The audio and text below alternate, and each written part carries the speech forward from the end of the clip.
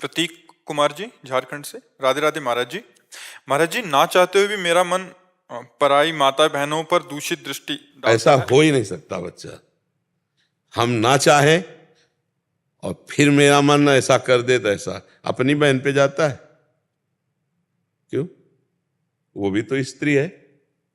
आप देखना जरा, अपने पूज्य जन जो घर में है, बेटी है, बहन है, माँ है, कभी नहीं जा सकता। अगर हम दूसरी तो फिर हमारे अंदर, अच्छा अब ये कह दे कि हमारी चाह नहीं है और मेरा मन चला जाता है, तो एक बात यहां समझनी है कि चले जाना कोई अपराध नहीं है।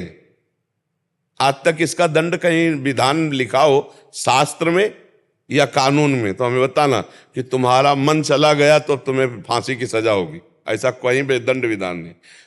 क्रिया ना होने पावे, क्रिया में है कलिकर एक पुनीत प्रतापा और मानस पुण्य होए और नहीं पापा।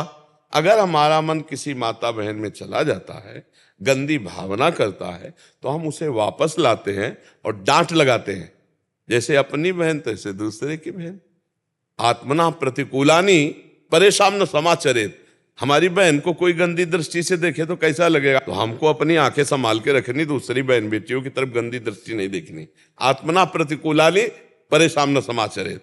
कैसे मन हमारा जा सकता है लेकिन हम उसके प्रति कड़ा व्यवहार मन के, कैसे चला गया पर हम उसको सपोर्ट दे देते हैं।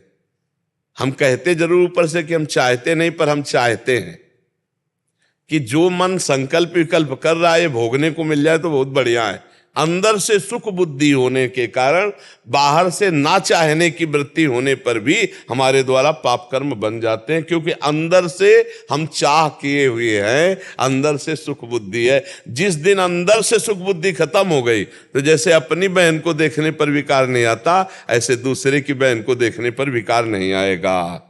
उसमें भोग में सुख बुद्धि है, इसलिए हमारा मन चला जाता है। ना उसमें भगवत बुद्धि है और ना अपनापन है, इसलिए हमारे अंदर दोष बुद्धि हो जाती है। और हम चाहते हैं, ये जरूर हम कह रहे हैं कि हम नहीं चाहते। वो नहीं चाहते बाहरी बात है, चाहते हैं अंदर की बात है, तभी मन जाता है, नहीं तो नहीं जाएगा। जैसे हमने अंदर से कभी नहीं चाहा मांस को तो कभी मन नहीं गया, कभी नहीं चाहा मदिरा को तो कभी ले गया। जहां हम सुख बुद्धि करते हैं, जहां लगता है हम सुख भोग लेंगे, वहां हमारा मन चला जाएगा और हम कहेंगे जरूर कि वैसे हम चाहते नहीं थे, पर वास्तविक बात है कि हम चाहते थे इसीलिए मन गया। नहीं, हम जिस बात को नहीं चाहते वहां मन नहीं जाएगा, पक्का है। हम नहीं चाहते तो मन नहीं जाएगा।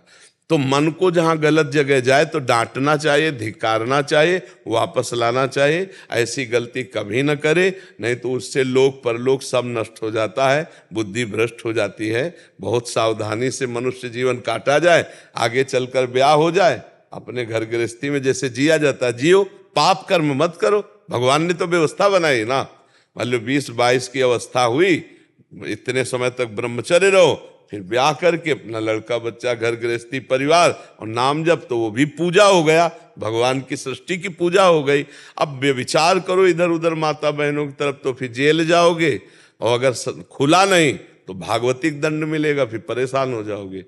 पाप का दंड भोगना ही पड़ता है, कोई भी हो।